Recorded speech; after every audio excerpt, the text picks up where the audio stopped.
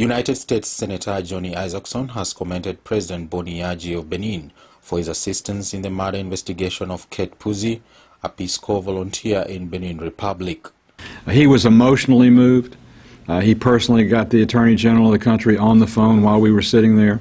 He invited the Minister of Justice into the room, who personally wrote a letter in her own hand to Lois and Harry Puzzi. So the country of Benin could not have been more receptive. They have a French legal system, which for those that are lawyers, I'm not, but I got a real lesson in Benin, is a very cumbersome system to work with and not anywhere like ours. Our FBI has assigned an agent in charge in Lagos, Nigeria, who's on the ground to work in this case. So we felt very good when we left Benin that the President of the country, the Minister of Justice, and the Attorney General were going to allow the things to happen necessary to prosecute the case or finish the investigation. The Republican senator made the commendation while announcing the introduction of legislation to provide better security and protection measures for Peace Corps volunteers.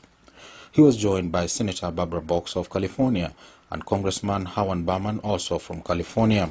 What I like so much about this legislation is that it's going to not only help our volunteers, but it is another way to help these countries who don't sometimes get the fact that women have to be protected.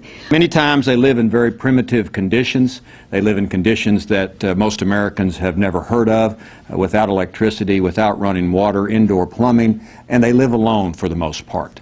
But they go and they represent us, America, and helping people that don't have the things that we have in this country. But sometimes crimes are committed against them. And when crimes are committed against them, it's important that we as a nation support those victims.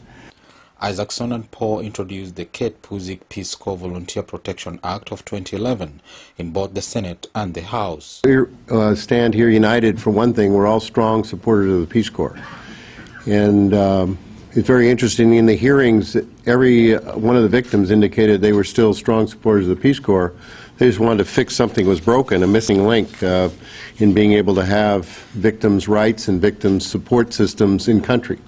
The legislation is named in honor of Kate Puzzi, a 24-year-old Peace Corps volunteer from Cumming, Georgia, who was murdered in 2009 in Benin, soon after she had reported a colleague for allegedly molesting some of the young girls they taught.